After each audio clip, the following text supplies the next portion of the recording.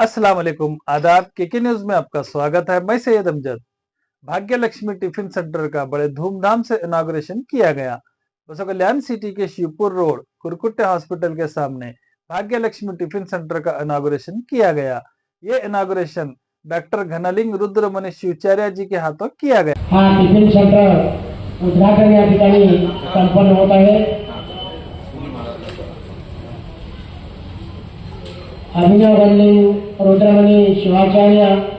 इस मौके पर भाग्य लक्ष्मी टिफिन सेंटर के ओनर ओम आगरे ने आए हुए सभी गेस्ट का सम्मान किया। इस कार्यक्रम में हुलसूर तहसीलदार शिवानंद मैत्रे ने बात करते हुए सबसे पहले ओम आगरे को मुबारकबाद दी और कहा कि इस टिफिन सेंटर में तेल और बाकी मटेरियल फ्रेश और अच्छा इस्तेमाल करे और सफाई का खास ख्याल रखे। इस मौके पर डॉक्टर घनलिंग रुद्रमणि शिवाचार्य जी ने भी ओनर ओम आगरे को मुबारकबाद और आशीर्वाद दिया। किडनी फेल हो गई हो या किडनी से रिलेटेड कोई भी प्रॉब्लम हो, सिर्फ 1 महीने में रिजल्ट मिलेगा बिना कोई साइड इफेक्ट के, आयुर्वेदिक से। Address Shahnagar near Hanuman temple, बसों कल्याण। इस कार्यक्रम में डॉक्टर घनलिंग रुद्रमणि शिवाचार्य जी, एक्स-जेडपी प्रेसिडेंट पद्माकर पाटिल, हुलसूर तहसीलदार शिवानंद मैत्रे, सतीश मोड़े, नरसिंह रेड्डी गदलेगांव, सुरेश मोरे के अलावा और भी कई गेस्ट और लोग मौजूद रहे।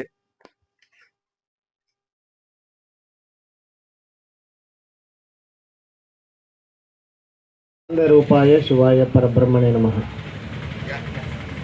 ಇವತ್ತು ಬಸವ ಕಲ್ಯಾಣ ನಗರದಲ್ಲಿ ಭಾಗ್ಯಲಕ್ಷ್ಮಿ ಟಿಫನ್ ಸೆಂಟರ್ನ ಉದ್ಘಾಟನಾ ಸಮಾರಂಭದಲ್ಲಿ ಭಾಗಿಯಾಗಿರುವಂತಹ ಜಿಲ್ಲಾ ಪಂಚಾಯತಿಯ ಮಾಜಿ ಅಧ್ಯಕ್ಷರಾಗಿರುವಂತಹ ಪದ್ಮಾಕರ್ ಪಾಟೀಲ್ ಅವರೇ, ಹಾಗೂ ಹುಲಸೂರಿನ ತಹಸೀಲ್ದಾರರಾಗಿರುವಂತಹ ಶಿವಾನಂದ ಮೈತ್ರಿ ಅವರೇ, ನಮ್ಮ ಸತೀಶ್ ಮುಳ್ಳೆ ಅವರೇ, ಹಾಗೂ ನಮ್ಮ ಮೋರೆ ಸರ್ ಅವರೇ, ಪಿ ಒ ಸರ್ ಅವರೇ, ಹಾಗೂ ನಮ್ಮ ಪಾಟೀಲ್ ಜಿ ಅವರೇ, ವೇದಿಕೆ ಮೇಲೆ ಉಪಸ್ಥಿತರಿರುವಂಥ ಎಲ್ಲ ಗಣ್ಯಾತಿ ಗಣ್ಯರೇ, ವೇದಿಕೆ ಮುಂಭಾಗದಲ್ಲಿ ಕೂತಿರುವಂಥ ಎಲ್ಲ ಅನುಭಾವಿಗಳೇ, ಸದ್ಭಕ್ತರೇ, ಮಹಾಜನಗಳೇ, ತಾಯಂದಿರೇ ಮತ್ತು ಮಧುಮಕ್ಕಳೇ, ಇವತ್ತು ಈ ಒಂದು ಸುಂದರವಾಗಿರುವಂಥ ಕ್ಷಣದೊಳಗೆ ಒಂದು ಟಿಫನ್ ಸೆಂಟರನ್ನು ಉದ್ಘಾಟನೆ ಆಗಿದೆ.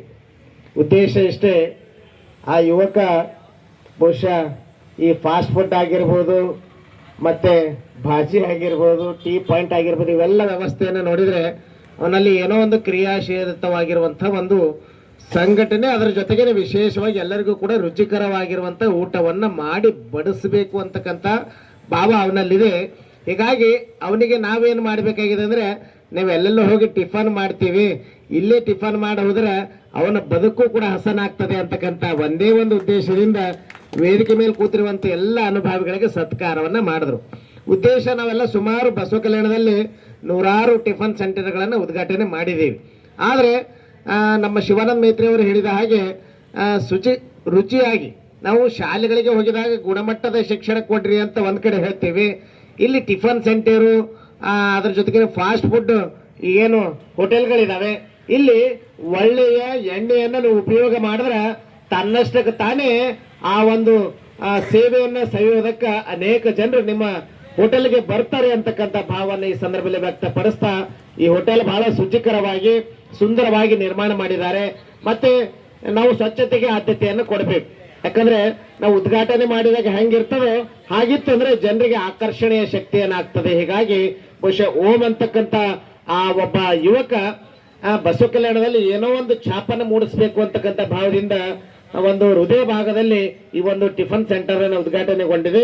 ಹೀಗಾಗಿ ಈ ಟಿಫನ್ ಸೆಂಟರ್ಗೆ ಇನ್ನೂ ಭಗವಂತ ಹೆಚ್ಚಿನ ಒಳ್ಳೆಯದನ್ನ ಮಾಡಲಿ. ಮತ್ತು ವಿಶೇಷವಾಗಿ ಆ ಸೆಂಟರ್ ಹೆಸರು ಏನದಂದ್ರೆ ಮಹಾಲಕ್ಷ್ಮಿ, ತನ್ನಷ್ಟಕ್ಕೆ ತಾನೇ ಆ ಮಹಾಲಕ್ಷ್ಮಿ ಆ ಹೋಟೆಲ್ಗೆ ಬರ್ತಾಳೆ ಅಂತಕ್ಕಂಥ ಮಾತನ್ನ ಈ ಸಂದರ್ಭದಲ್ಲಿ ನಿಮ್ಗೆಲ್ಲ ತಿಳಿಸಿ, ಇವತ್ತು ಜೀವನದೊಳಗ ಒತ್ತಡದ ಬದುಕಿನಲ್ಲಿ ಇದ್ದೀವಿ.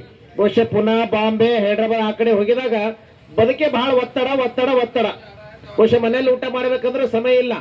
ಅದಕ್ಕೆ ಆ ಒತ್ತಡದ ಬದುಕಿನಲ್ಲಿ ನಾವು ಒಂದು 10 ನಿಮಿಷ ಇಲ್ಲಿ ರುಚಿಕರವಾಗಿರುವಂತ ತಿಂಡಿ ತಿನಿಸುಗಳನ್ನ ಸವಿದು ಹೋದ್ವಿ ಅಂದ್ರೆ ಮನುಷ್ಯನಿಗೆ ಆನಂದ ಅನಿಸ್ತದೆ. ಹೀಗಾಗಿ ಒಬ್ಬ ಕವಿ ಹೇಳ್ತಾನೆ, ಎಷ್ಟೆಲ್ಲ ವೈಜ್ಞಾನಿಕವಾಗಿ ನಾವು ಮುಂದೆ ಬಂದಿದ್ರು ಕೂಡ ನಮಗೆ ಏನು ಬೇಕಾಗಿದೆ? ಶಾಂತಿ ಬೇಕಾಗಿದೆ. ಆ ಶಾಂತಿಯ ಪ್ರತೀಕವಾಗಿ ಒಂದೆರಡು ಇಡ್ಲಿನೋ ಒಂದು ದೋಸೆನೋ ನೀವು ತಿಂದು ಹೋದ್ರೆ ಅಂದ್ರೆ ಮನಸ್ಸಿಗೆ ಆನಂದ ಆಗ್ತದೆ. ಆ ಕವಿ ಹೇಳ್ತಾನೆ, घर में टीवी सेट है, बैठने के लिए सोफा सेट है, दूर दूर से बात करने के लिए मोबाइल सेट है, फिर भी माइंड अपसेट है ಅಂತ. ಇಷ್ಟೆಲ್ಲ ವ್ಯವಸ್ಥೆ ಇವತ್ತಿನ ಕಾಲದಲ್ಲಿದ್ರೂ ಕೂಡ ಮನುಷ್ಯನ ಮನಸ್ಸು ಹೆಂಗಾಗಿದೆ ಅಂತ ಕೇಳಿದ್ರೆ ಅಪ್ಸೆಟ್ ಆಗಿರುವಂತ ಮನುಷ್ಯನ ಮನಸ್ಸು. ಹೀಗಾಗಿ ಹೋಟೆಲ್ದಾಗ ಬಂದು ಒಂದು 10 ನಿಮಿಷ ಒಂದು ದೋಸೆ, ಒಂದೆರಡು ಇಡ್ಲಿ, 2 ವಡಾ, ಟೀ, ಕಾಫಿ ಕುಡಿದ್ರೆ ನಿಮ್ಮ ಮನಸ್ಸಿಗೆ ಆನಂದ ಆಗ್ತದೆ.